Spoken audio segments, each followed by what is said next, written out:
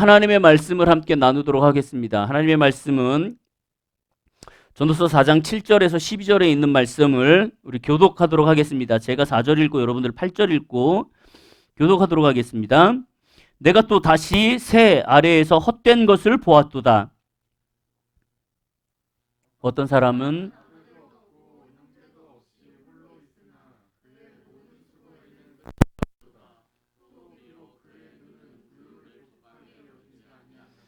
이르기를 내가 누구를 위하여는 이같이 수고하고 나를 위하여는 행복을 누리지 못하게 하는가. 이것도 헛되고 불행한 두 사람이 한 사람보다 나음은 그들이 수고함으로 좋은 상을 얻을 것임이라. 혹시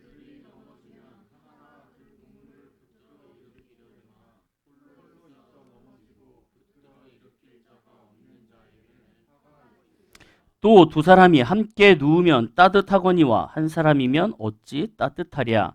사람이면 패하겠거니와 두 사람이면 맞설 수 있나니 세 겹줄을 쉽게 끊어지지 아니하느니라. 아멘. 오늘 하나님의 말씀을 가지고 설날 어떠한 말씀을 전할까 많은 고민을 했습니다. 우리는 이 세계에서 지금 이 지구에서 살면서 정말 나도 모르게 늘 하는 것이 있습니다. 나도 모르게 그것을 필요로 하고 그것이 없으면 죽는 것. 그것이 바로 공기예요. 우리는 우리 옆에 있는 공기가 고맙다라고 느끼지 않습니다. 공기가 고맙다라고 느낀 적 있어요? 내가 오늘 이 공기를 마시면서 내가 이 공기를 맡게 해주신 주님께 감사합니까? 침 발랐어요. 하나님께서 이 지구 가운데 공기를 허락하시고 우리는 그 공기를 먹고 살아요. 그 공기를 마셔야지만 우리는 존재하고 삽니다. 한데 중요한 건 우리는 이 공기의 중요함과 공기의 필요성을 알지 못해요. 왜? 우리는 공기를 안 마셔본 적이 없고 끊어져 본 적이 없습니다. 그리고 내가 공기를 조금이라도 떨어뜨려 본 적이 없어요. 그렇기 때문에 공기의 소중함을 깨닫지 못해요. 오늘 하나님께서 우리들 가운데 말씀하시는 것을 전하려고 합니다. 뭐냐면 우리는 공기를 가지고 그것을 가지고 존재하는지 안 존재하는지 알 수 없고 소중한지 안 소중한지 알 수 없고 그것이 사랑인지 아닌지 알 수 없어요. 하나님이 이 땅 가운데 공기를 주시면서 우리를 사랑해서 주셨다라는 것을 우리를 깨닫지 못합니다. 마찬가지로 하나님께서는 우리 가운데 가족이라는 것을 선물하셨어요. 근데 참 재밌는 건 이 가족이라는 것을 하나님께서 선물하셨는데 우리는 공기와 같은 생각을 갖고 살아요. 가족이 있음에도 불구하고 가족의 소중함을 깨닫지 못해요. 가족이 있음에도 불구하고 그 가족의 필요성을 깨닫지 못합니다. 그 가족의 존재함을 깨닫지 못해요.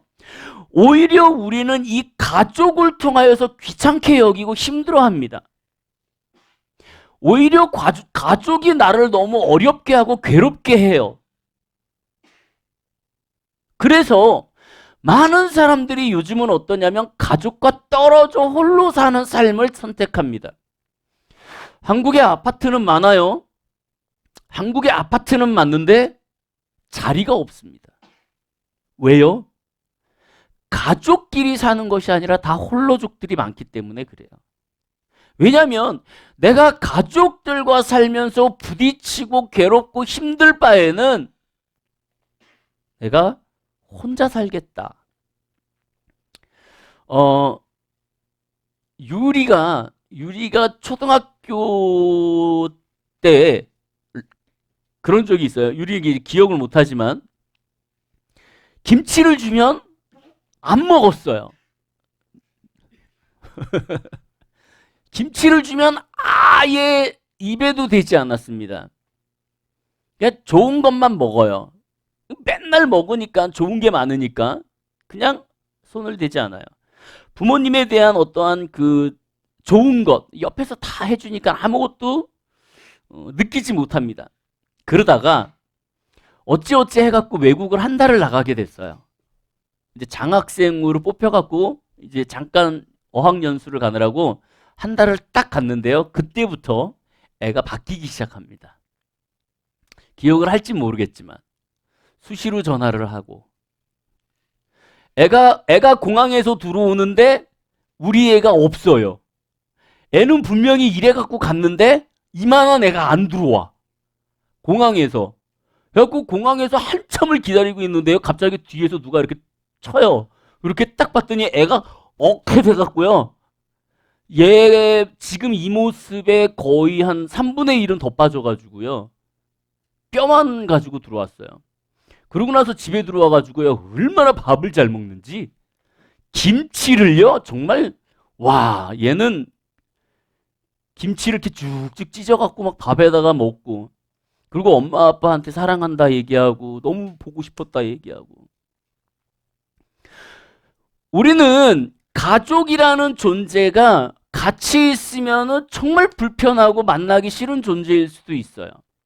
근데 하나님은 분명히 가족을 주신 이유가 있어요. 가족을 주신 이유가 있더라는 거예요. 왜냐하면 가족은 혼자 살 수 없고 인간관계에서 가장 기본이 되고 사회생활을 하는 데 있어서 가장 기초가 되는 하나의 그룹을 만들어 나가는 존재이기 때문에 그래요. 많은 사람들은 이렇게 이렇게 돈을 많이 벌고 그러면 그런 얘기합니다. 나는 자수성가했습니다. 라고 얘기합니다. 하지만 그 데일 카네기는 이런 얘기를 했어요. 자수성가한 사람이 있을 수 없다. 아인슈타인은 이런 얘기합니다. 나는 하루에도 여러 번씩 내 인생이 얼마나 많은 동료들의 노력으로 이루어졌는지 생각한다. 무슨 얘기냐면 우리는 자수성가, 나 스스로 나 힘으로 뭔가를 이루어낸다라는 자체가 될 수 없다라는 얘기예요. 왜냐하면 하나님이라는 존재가 우리를 만들어낼 때 누군가와 함께 해야지만 뭔가를 이루어 나갈 수 있다는 거예요. 자수성가하는 사람들이 맨 땅에서 헤딩해갖고 일어나는 게 아니고요. 그들을 보면은 그 옆에서 그를 도우는 사람들이 분명히 있어요.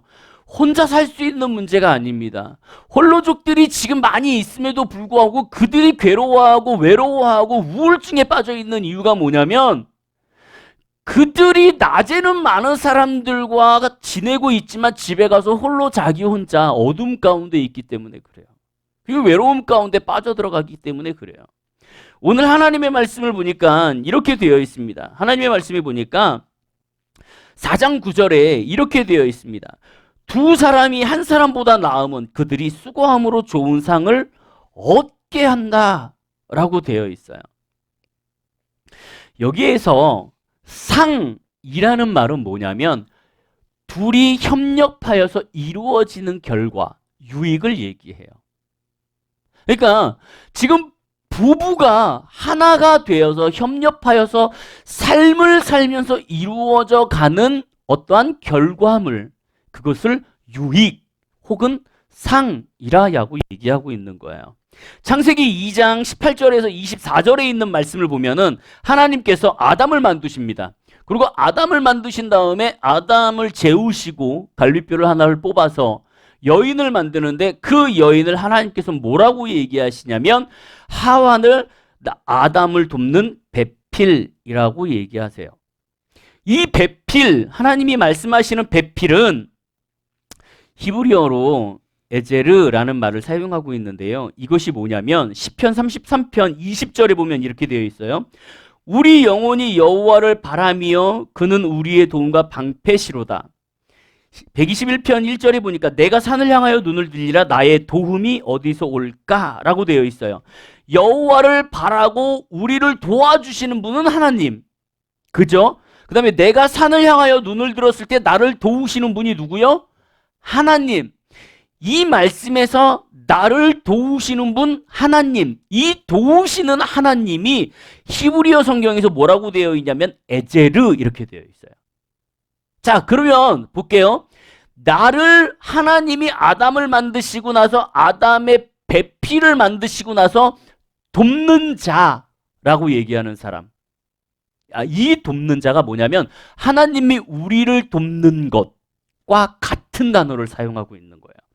물론 하나님이 우리를 돕는 것과 제 아내, 남편이 나를 도와주는 거하고는 차원이 달라요. 하나님은 높은 차원의 도우심이라면 우리의 생활 속에서 부부관계에서 부부 사이에서의 어떠한 도움은 소소한 도움입니다. 그에 맞는 도움이에요.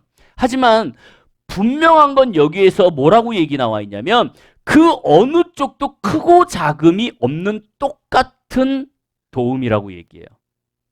그러니까 왜 그렇게 되어 있잖아요. 너는 나를 돕기 위해서 만들었어. 제 아내는 나를 돕기 위해서 만들어진 사람이에요. 그렇기 때문에 나를 도와줘야 돼. 그래서 저 사람을 누르면 안 된다라는 거예요. 하나님은 여자와 남자를 동일시하게 만들었어요. 대신 서로가 도울 수 있는 사람으로 만들었다라는 거예요. 우리 성경 가운데 그런 얘기하죠. 한두 사람이 모인 곳에 내가 너와 함께 하겠다. 여기에서 한 사람은 나, 두 사람은 부부, 두세 사람은 자녀. 그래서 가장 기본이 된 한두 사람, 세 사람은 가족을 얘기합니다. 하나님께서 우리 가운데 한두 사람이 모인 곳, 내가 너희 가정 가운데 함께 할 거야. 왜? 내가 너희 가정을 준 이유가 있기 때문에 그래 라고 얘기하고 있는 거죠. 하나님은 우리가 신앙생활 하는 데도 있어서 동반자가 필요한 거예요. 그 가장 기본적인 동반자가 되기 위해서 가족이라는 것을 형성하셨습니다. 여러분 기억하시기 바라요. 가족을 하나님께서 주신 이유는 뭐냐면 협력하여서 좋은 결과물을 얻으려고 하시는 거예요. 자, 두 번째, 가족을 하나님께서 만드신 이유는 뭐냐면 서로를 위하게 하기 위함입니다. 하나님의 말씀 4장 10절에 보니까 이렇게 돼요. 혹시 그들이 넘어지면 하나가 그 동물을 붙들어 일으키고 홀로 있어 넘어지고 붙들어 일으킬 자가 없는 자에게는 화가 있다. 이 얘기는 뭐냐면 내가 가족을 이루지 못하고 힘들어하는 사람은 그 사람은 힘든 거예요. 여기서 화가 있다라고 얘기했는데 이 화라는 자체가 그가 당하는 고통을 얘기합니다. 많은 사람들이 가족을 떠나서 홀로 생활할 때 그 고통을 당하는 것을 하나님은 화라고 얘기하고 있는 거예요. 화. 이제 우리 딸이 이제 내년이면 대학교를 가갖고 홀로 생활을 하겠죠. 아싸 좋아. 나는 프리덤을 외칠 거예요. 프리덤을 외치지만 중요한 건 뭐냐면 하나님께서 여기에 얘기하신 것, 네가 넘어지고 힘들고 어려웠을 때 너가 붙들고 일어날 수 있는 힘이 없을 때 홀로 넘어지고 그럴 때 너를 일으킬 자가 없을 때 그때 너는 화가 있다. 뭐냐? 그 모든 것들은 네가 홀로 감당해야 되는 거야. 하나님은 분명히 그 힘들 때 가족이라는 것을 선택하셔서 회복하고 일으키게 하셨음에도 불구하고 그렇게 하지 않는다라는 거예요. 교회에서 많은 얘기를 합니다. 좁은 문으로 들어가라 그러면 생명을 얻을 거예요. 근데 우리는 좁은 문으로 들어갈 수 없습니다. 왜냐하면 너무 힘들기 때문에. 그래서 좌절해요. 그래서 저는 포기합니다. 많은 사람들이 포기해요. 그래서 좁은 문으로 들어가지 않고 큰 문으로 가려고 해요. 그것이 어디요? 세상. 그때 붙들어주고 확신을 줄 수 있는 것. 옆에서 가족들이. 그렇게 하면 안 되죠. 일어나야죠. 그래, 서로 그렇게 붙잡으면서 딴 길로 가면 안 돼. 그렇게. 응? 너 죽어, 딴 길로 가면. 이렇게 돼야 된다라는 거죠. 그렇게 하기 위해서 하나님은 분명히 우리에게 이렇게 주시는 거예요. 4장 11절에 보니까 또 이렇게 되어 있습니다. 두 사람이 함께 누우면 따뜻하거니와 한 사람이면 어찌 따뜻하랴 라고 되어 있어요. 팔레스티안 지연, 이 이스라엘 쪽은요, 저녁이 되면은 춥습니다. 낮에는 더워요. 하나님께서, 예수님께서 이 이스라엘에서 하나님이 예루살렘에서 사역을 하시다가 제자들을 파송을 할 때 2명씩 보냅니다. 왜요? 혼자 하면 쓰러질 수 있고 딴 길로 갈 수 있기 때문에 서로 협력하여서 좋은 길로 가고 서로 의지하라고 그래요. 또 하나, 저녁에 잘 때 따뜻하게.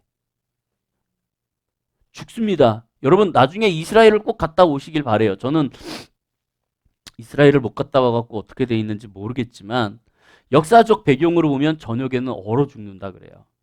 그래갖고 성경에 보면 그렇게 돼 있잖아요. 겉옷을 달라 하면 속옷까지 줘라. 이스라엘 백성들에게 겉옷을 달라는 것은 죽음을 얘기합니다. 왜냐하면 이 겉옷은 겉옷만이 아니라 저녁에 잘 때 이불로 사용하기 때문에 그래요. 그 이불이 없으면 얼어 죽어요. 하나님께서 우리 가운데 얘기하시는 그것은 우리를 통하여서 하나님이 회복시키시고 함께하고 서로에게 의지하면서 넘어지지 않게 하려 하시는 겁니다. 그리고 하나님이 우리 가운데 가족으로 허락하신 이유는 서로 사랑하기 때문에 그래요. 사랑하라. 여러분들 가족이 제일 밉습니다. 그렇지 않아요? 맞잖아. 가족이 제일 미워요. 가족이 제일 미운데 가장 사랑할 수 있는 사람이 가족이에요. 가장 용서할 수 없는 게 가족이지만 가장 오래 사랑할 수 있는 게 가족이고요. 내가 사랑하지 않는 것 같지만 사랑하는 것이 가족이고요. 내가 사랑의 기본, 표본을 배우는 것이 가족이에요. 하나님께서 가족이라는 것을 우리에게 주신 이유는 하나님이 우리를 사랑하라라고 얘기하시는 거예요. 여기 마지막 절에 보니까 이렇게 되어 있습니다. 한 사람이면 패하겠거니와 두 사람이면 맞설 수 있나니 세 겹줄을 쉽게 끊어지지 아니한다 라고 되어 있어요. 세 겹줄, 어저께 그 TV 보니까는 나무젓가락 10개를 엉덩이에다 이렇게 끼고, 누구지 걔가? UFC 하는 애? 김동현이 나무젓가락 3개를 이렇게 줄에다가 매갖고 엉덩이에다 끼고 이렇게 확 잡아 당기니까는 뚝 부러졌어요.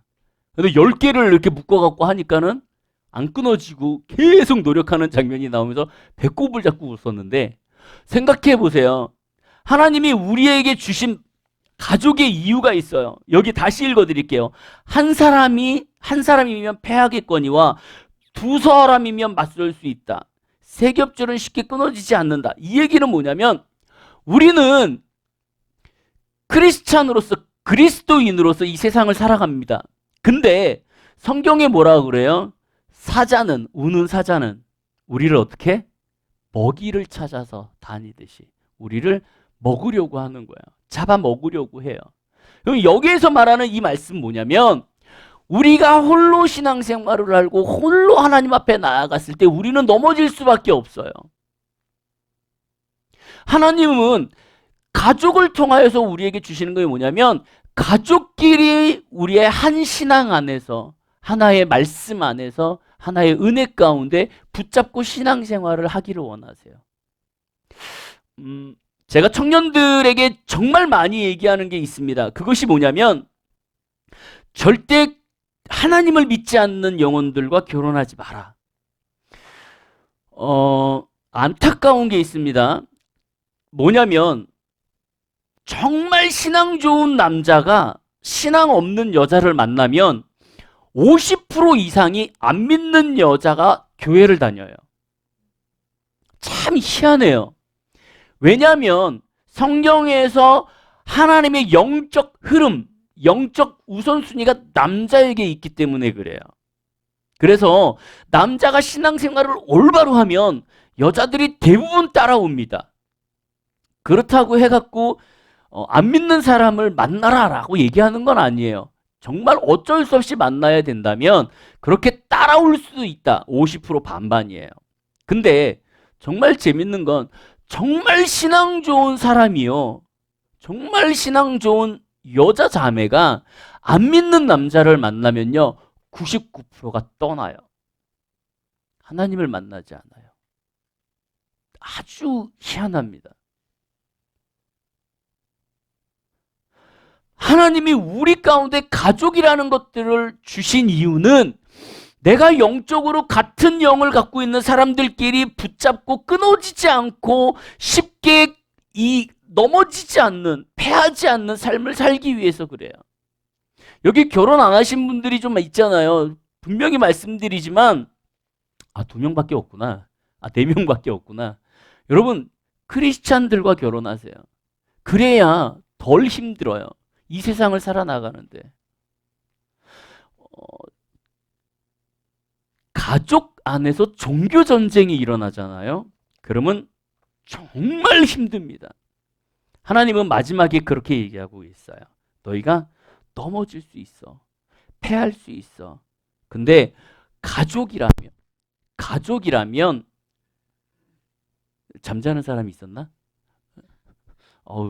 하나님께서 잠자는 사람을 깨우기 위해서 누구라고 얘기는 안 하겠습니다. 본인만 찔려요. 다. 저 큰 예배 막 1000명씩 앉아있는 예배 가운데 막 하다가 뭐 하잖아요. 그래갖고 뭐 이렇게 딱 얘기를 하면요.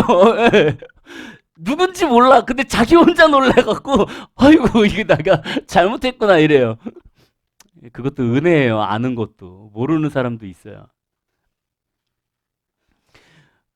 정리하도록 하겠습니다. 신앙생활은 더불어 하는 거예요. 신앙생활은 더불어 하는 거고 하나님의 사람과 합심하여 일하는 겁니다. 하나님께서는 가족이라는 것을 주신 이유는 하나예요. 서로 사랑하고 서로 하나가 되고 그리고 같이 일으켜 나아가고 넘어졌을 때 붙잡아주고 힘들었을 때 다독거려주고 그것이 하나님이 우리에게 주신 가족이에요. 함께 상을 얻어 나가는 것, 함께 뭔가 유익을 만들어가는 것, 서로를 위로할 수 있는 것, 그리고 사랑할 수 있는 것, 그리고 협력하여서 이 세상에서 승리함으로 나아갈 수 있는 것, 그것을 하나님은 우리 가운데 말씀하고 계세요. 다시 한번 말씀드립니다. 공기는 소중함을 몰라요. 우리는 가족에 대해서 소중함을 모릅니다. 왜요? 공기처럼 늘 옆에 있기 때문에. 근데 그 공기를 마실 수 없을 때야 비로소 가족의 소중함을 깨닫는 거예요. 사실 우리는 그러한 환경을 겪지 않았으면 좋겠어요. 내가 가족이 없어서 어려움이 당하는 그러한 환경을 겪지 않았으면 좋겠습니다. 저희 이 동네 주변에 청년들, 학생들을 보면은요, 부모님이 한 분이 안 계시든가 아니면 두 분 다 안 계시든가 이러는 아이들이 되게 많아요. 그들을 볼 때마다 되게 안타깝습니다. 여러분들 더드림 교회 가갖고 우리 예배 드렸죠. 되게 힘들었죠. 왜요? 부모님이 한 분밖에 안 계시든가. 거기가 다 아동복지잖아요. 우리가 예배 드릴 때 느껴봤잖아요. 그들이 얼마나 힘든지. 예배 가운데 우리에게 지금 살려달라고 몸부림치는 그 목소리가 얼마나 센지. 그들은 우리가 누리는 가족을요 정말 부러워해요. 심지어 옆에서 막 싸워도 그걸 부러워해요. 싸울 수 있는 사람이 있다라는 그 자체만으로도. 설입니다. 때로는 이 설 때 불편할 수 있어요. 만나갖고 굳이 이래야 되나? 굳이 힘들어야 되나? 이럴 수 있어요.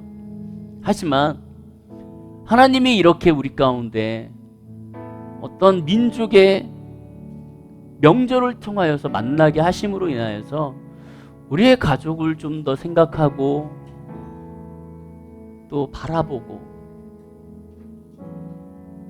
내가 조금 더 손을 내밀고 내가 조금 더 양보하고, 그래서 정말 하나님이 주신 그 본대로 우리가 살아나가는 것이 어떨까라고 여러분들이 고민하고 기도하고 회복되고 그렇게 되시기를 주님의 이름으로 축복드립니다.